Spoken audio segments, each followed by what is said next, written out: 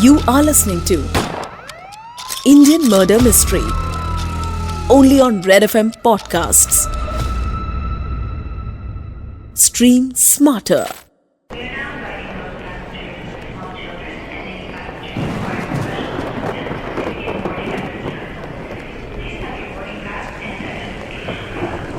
Attention all Virgin Atlantic flights, flight 3075 has been delayed.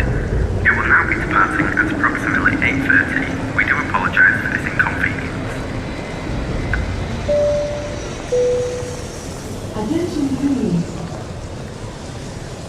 2005 में अगस्त महीने में मुंबई की बारिश ने दिल्ली को भी परेशानी में डाल दिया था। मुंबई में लैंड होने वाली कई इंटरनेशनल फ्लाइट्स को दिल्ली की ओर डाइवर्ट किया जा रहा था और दिल्ली के एयरपोर्ट पर बस अड्डे से भी ज्यादा भीड़ लगी हुई थी। Attention all Virgin Atlantic flights, flight 3075 to Miami has been delayed. It will now be departing at approximately 8:30. We do apologise for this inconvenience. उस समय दिल्ली पुलिस के कांस्टेबल सतेंद्र सिंह एयरपोर्ट पर ड्यूटी कर रहे थे। एयरपोर्ट की कार पार्किंग से गुजरते हुए सतेंद्र सिंह की नजर एक गाड़ी पर पड़ी। Hello, control room. हेलो, हाँ जी, कंट्रोल रूम से बोल रहे हैं। मैसेज बताएं, ओवर। सतेंद्र की आंखों ने कुछ देखा था। कंट्रोल रूम में इत्तला करना जरूरी था।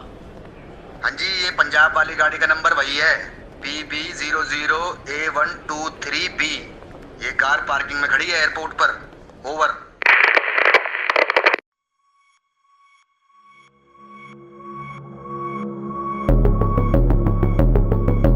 केस असल में दिल्ली पुलिस का नहीं था।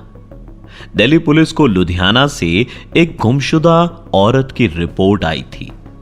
जिस कार में वो औरत घर से निकली थी वो एक होंडा अकॉर्ड थी। लुधियाना से लापता कार का नंबर आसपास के सभी स्टेट्स के पुलिस के साथ शेयर किया गया था, हरियाणा, हिमाचल और दिल्ली। कांस्टेबल सतेंद्र सिंह ने जैसे ही एयरपोर्ट पार्किंग में कार का नंबर देखा तो कंट्रोल रूम में इन्फॉर्म किया और कंट्रोल रूम से मैसेज लुधियाना पुलिस को दे दिया गया। लुधियाना में जगरांव पुलिस स्टेशन इस गुमशुदगी के मामले की जांच कर रही थी, लेकिन इंटरनेशनल एयरपोर्ट पर गाड़ी का पार्किंग में मिलना इस बात की तरफ इशारा कर रहा था कि शायद वो औरत लापता नहीं है, शायद वो घर से भाग गई है और शायद देश के बाहर जा चुकी है।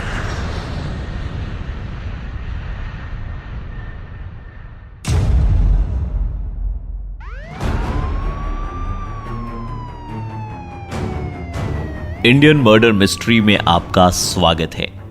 ये वो शो है जहां हम आपको रूबरू करवाते हैं उन केसेस से जिनका आपकी जिंदगी से कोई डायरेक्ट कनेक्शन तो शायद नहीं होता, लेकिन कहीं ना कहीं यह आपकी जिंदगी के एक भाग को चुनता है। यह है इंडियन मर्डर मिस्ट्री सीजन 2 और आज का केस जो मैं आपको सुनाने जा रहा हूं वो आपको सर से पांव तक हिलाकर रख देगा। जब मौत आती है तब आपके काम न पैसा आता है और न ही आपका रुतबा, बल्कि पैसा और पावर आपके लिए मौत का रास्ता तय करते हैं।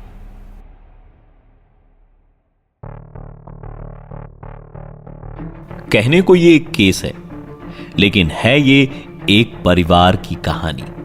वो परिवार जो कि पंजाब के लुधियाना शहर में रहता था। शुरुआत होती है 2002 में। लुधियाना शहर के एक बड़े बिजनेसमैन हर्ष जैन की हत्या होती है। उन्हें गोली मारी गई और मौके पर ही उनकी मौत हो गई थी। यह हादसा पूरे परिवार को दहशत में डाल देता है। हाई प्रोफाइल केस, पुलिस पर दबाव दिया जाता है और पुलिस की टीम भी अपना पूरा जोर लगाती है, लेकिन कोई सबूत उनके हाथ नहीं लगता। कोई गवाह भी सामने नहीं आता। हर्ष पैसे वाले आदमी थे और पैसे वालों को दुश्मन ढूंढने नहीं पड़ते, उनके दुश्मन अपने आप बन जाते हैं। कोई भी हो सकता था, ड्राइवर, नौकर, कोई और बिजनेसमैन, या फिर कॉन्ट्रैक्ट किलर, या फिर कोई गली का गुंडा, या कोई सरफिरा। पुलिस के लिए हर्ष जैन का मर्डर केस नासूर बन गया था। सीमा जैन हर्ष की पत्नी थी। पति की मौत का सबसे बड़ा झटका उन्हीं को लगा था, लेकिन सीमा जैन एक मजबूत इंसान थी। उन्होंने अपनी हिम्मत नहीं टूटने दी। उनका बेटा भानु प्रताप उम्र में छोटा था, लेकिन बहुत समझदार था। सीमा ने डिसाइड किया कि वो पति का बिजनेस संभालेंगी। हर्ष की मौत को 3 साल बीत गए। साल 2005 आ चुका था। सीमा जैन अब 40 साल की हो गई थी और बिजनेस को मजबूती से संभाल रही थी। पुलिस अब भी केस की छानबीन में लगी हुई थी, लेकिन 3 सालों में कोई भी लीड उनके हाथ नहीं लगी। सीमा ने तय किया कि पुलिस अपना काम कर रही है और वो अपना काम करेगी। वो अपनी मेहनत और दिमाग से अपने व्यापार को एक नया आकार दे रही थी।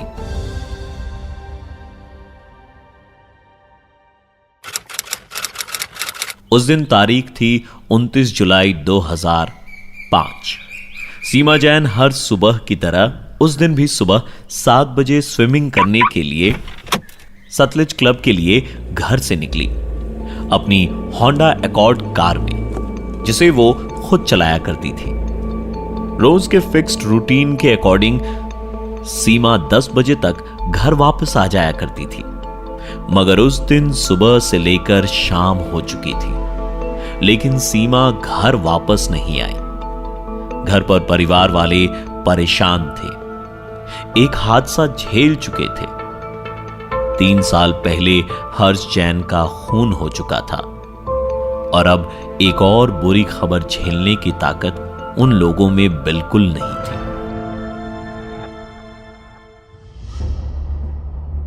बिना देरी किए शाम 5 बजे के करीब सीमा जैन की गुमशुदगी की रिपोर्ट दर्ज करवाई गई। जगरांव एरिया के एसएसपी आरके जायसवाल इस केस को संभाल रहे थे। 3-4 दिन बीत गए, लेकिन पुलिस के हाथ कोई सुराग नहीं लगा। फिर पुलिस ने आसपास के स्टेट्स तक जब गाड़ी की जानकारी दी, तब दिल्ली से आए एक फोन कॉल ने इस अंधेरे से घिरे हुए केस पर थोड़ी सी रोशनी डाली। एयरपोर्ट पर सीमा जैन की होंडा अकॉर्ड कार खड़ी थी। समझ में यह नहीं आ रहा था कि सीमा जैन की कार, जिसे लुधियाना में सतलज क्लब तक जाना था, वो आखिर इंटरनेशनल एयरपोर्ट पर क्या कर रही थी, और वो भी दिल्ली में। गाड़ी के अंदर से सीमा का एक बैग मिला, जिसमें सिर्फ उनका स्विमिंग कॉस्ट्यूम था। घर में मिला सीमा का पासपोर्ट। वो इस बात को कंफर्म कर रहा था कि दिल्ली एयरपोर्ट पर गाड़ी मिलना कोई क्लू नहीं, बल्कि पुलिस इन्वेस्टिगेशन को डीरेल करने के मकसद से सेट किया गया एक डिस्ट्रैक्शन है। पुलिस इन्वेस्टिगेशन के कई पहलू होते हैं। इन्वेस्टिगेशन का एक प्रिंसिपल है, crime always leaves proof behind. जुर्म अपने निशान पीछे छोड़कर जरूर जाता है। पुलिस को सीधे रास्ते से कोई लीड हासिल नहीं हुई, तो पुलिस ने टेढ़ा रास्ता चुना, मुखबिर का रास्ता। जेल में एक दिन कुछ कैदी काम करते हुए आपस में बातचीत कर रहे थे।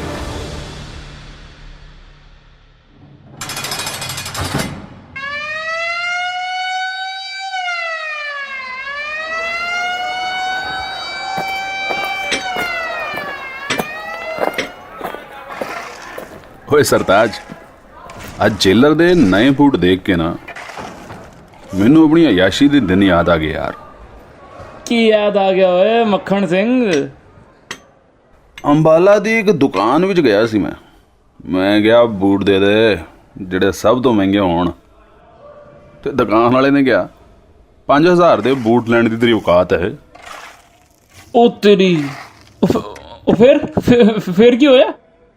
ਫੇਰ ਕੀ, ਮੈਂ ਗਨ ਉਹਦੇ ਮੱਥੇ ਤੇ ਲਾਤੀ ਤੇ ਫਿਰ ਮੈਂ ਪੁੱਛਿਆ, ਹਾਂ ਬਈ ਦੁਕਾਨਦਾਰਾ, ਤੇਰੀ ਮੇਰੇ ਤੋਂ 5000 ਲੈਣ ਦੀ ਔਕਾਤ ਹੈ?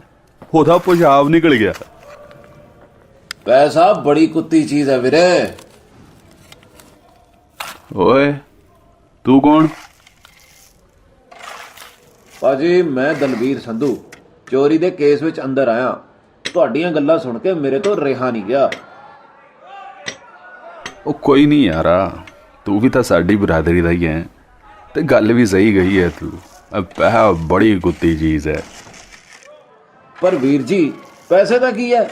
ਸੀਮਾ ਜੈਨ ਦਾ ਨਾਮ ਸੁਣਿਆ ਤੁਸੀਂ? ਬਥੇਰਾ ਪੈਸਾ ਉਹਦੇ ਕੋਲ।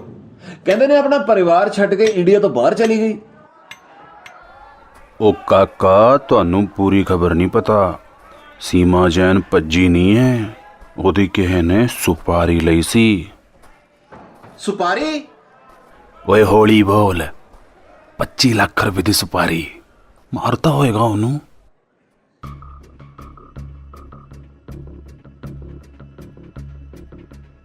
मक्खन सिंह को जेल में बैठे बैठे वो पता था जिसकी खबर पुलिस को बाहर रहते हुए भी नहीं थी। तीसरा कैदी जिसने अपना नाम दलबीर बताया, वो असल में पुलिस का ही आदमी था, जिसे इंटेल हासिल करने के लिए जेल में भेजा गया था। मुजरिम अब भी कानून की पहुंच से बहुत दूर था, लेकिन उस तक पहुंचने का रास्ता अब साफ दिखाई दे रहा था। इंडियन मर्डर मिस्ट्री के इस एपिसोड में फिलहाल इतना ही। अगले एपिसोड में मैं प्रवीण आपको सुनाऊंगा इसके आगे की कहानी।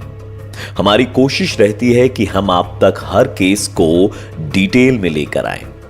हमें आप अपने सुझाव जरूर दीजिए। @Red FM पॉडकास्ट के इंस्टाग्राम हैंडल पर हमें मैसेज करें।